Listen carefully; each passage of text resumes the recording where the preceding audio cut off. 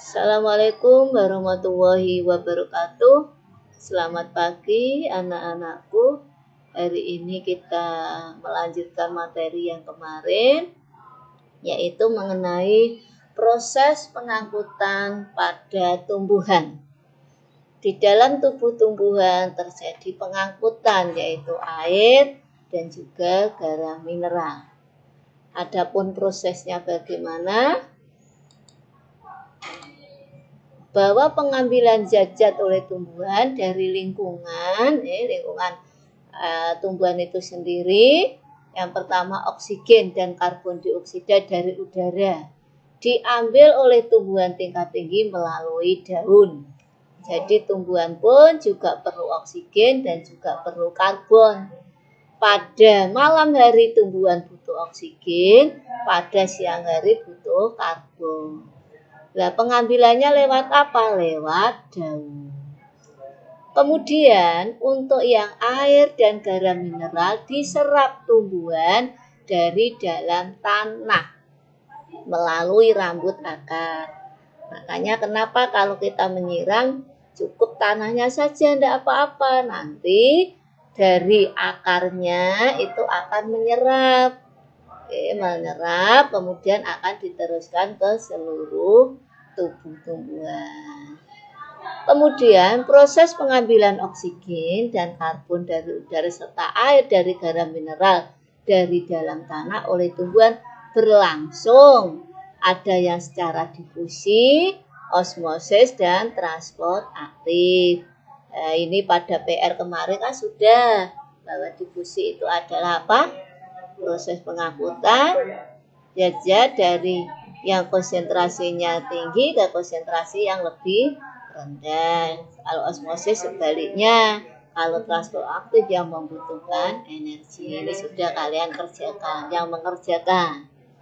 Yang tidak, yang tidak akan dapat nilai. Kemudian ya selanjutnya, pengangkutan air dan garam mineral itu tadi ya ada dua macam caranya. Yang pertama adalah pengangkutan ekstravaskuler, yang kedua pengangkutan intravaskuler. Ekstra berarti di luar, yaitu pengangkutan di luar berkas pengangkut. Berkas pengangkut itu apa? Xilem dan floem. Yang kemarin sudah kita bahas, xilem mengangkut air, floem mengangkut hasil fotosintesis. Kalau intra berarti kebalikannya. Ya, berarti di dalam pengangkutan melalui berkas pengangkut, ya. Berarti kalau ini di luar berkas pengangkut, kalau ini melalui dalam berkas pengangkut, yaitu dari akar menuju bagian atas tubuh tumbuhan. Berikutnya yang ekstra, nah ini untuk detailnya. Transportasi air dan mineral di luar xilem tadi berkas pengangkut. Ada dua cara lagi, yaitu apoplas dan yang kedua nanti adalah simplas. Kalau apoplas ya adalah penyusupan air tanah secara difusi bebas atau transport pasif melalui semua bagian tak hidup dari tumbuhan. Misalnya dinding sel dan ruang-ruang antar sel. Ini kan merupakan bagian tak hidup, bagian dari sel. Transportasi apoplas membuat air tidak dapat masuk ke xilem karena adanya pipa Kaspari. Dan transportasi apoplas dapat terjadi di semua bagian akar kecuali endodermis. Nanti dicari ya gambar anatomi dari akar. Nanti yang dimaksud pipa Kaspari itu gambarnya yang mana, endodermis mana, korteks mana, dan sebagainya. Kemudian yang kedua, simplas. Tadi yang pertama apoplas, yang kedua simplas. Yaitu bergeraknya air tanah dan zat berlarut melalui bagian hidup. Nah, kalau tadi apoplas A itu tidak, bagian tak hidup yaitu dinding sel dan ruang antar sel. Kalau ini bagian hidup yaitu apa? Sitoplasma, vakula. Pada sistem simplas, perpindahan terjadi secara osmosis dan transport aktif. melalui plasmodesmata. Plasmodesmata merupakan penjuluran atau benang-benang protoplasma yang menghubungkan isi sel yang satu dengan isi sel yang lainnya. Kemudian, kalau transportasi simplas itu dari mana? Dari sel rambut. Kemudian akar-akar sel parenkim, korteks, langsung endodermis, perisikel, sampai ke pembuluh kayu atau sile. Nah, ini gambarnya. Nah, ini rambut akar. Nah, ini plasmodesma, dinding sel, korteks. Nah, ini ya, melalui simplas dan apoplas. Nah, ini nanti dicari ya, digambar ya. Di materi ditulis, gambarnya juga digambar. Berikutnya yang kedua, yang pertama pengangkutan ekstra di luar berkas pengangkut, sekarang yang intra di dalam berkas pengangkut atau melalui silim dan floem.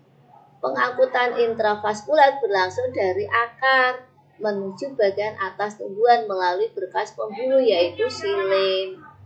Beberapa teori tentang pengangkutan ini pertama tekanan akar, bahwa air mineral terangkut ke atas karena adanya tekanan akar. Nah, ini kalau teori yang pertama.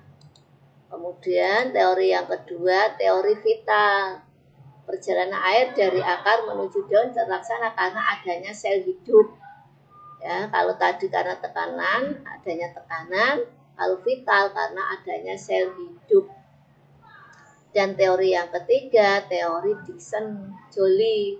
Naiknya akar ke atas disebut tarikan dari atas. Berarti ditarik dari atas.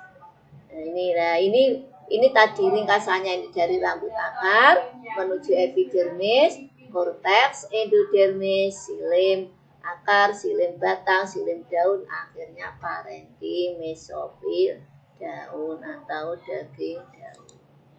Nah, ini gambarnya. Nah, ini nanti digambar. Nah, ini gambarnya lah. Selanjutnya ini faktor yang mempengaruhi kecepatan pengangkutan air. Ya, cepat tidaknya dipengaruhi oleh kelembaban. Ya, semakin lembab berarti lambat. Suhu semakin tinggi berarti pengangkutan semakin cepat. Cahaya juga semakin terang makin cepat. Angin juga pada tanah juga. Nah, ini. Nah, selanjutnya organ pada tumbuhan.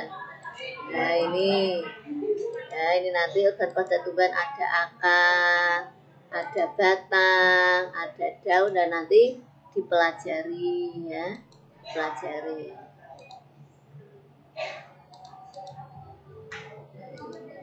Tadi kabarnya cukup. Terima kasih, yang tidak tahu ditanyakan. Ya, wassalamualaikum warahmatullahi wabarakatuh.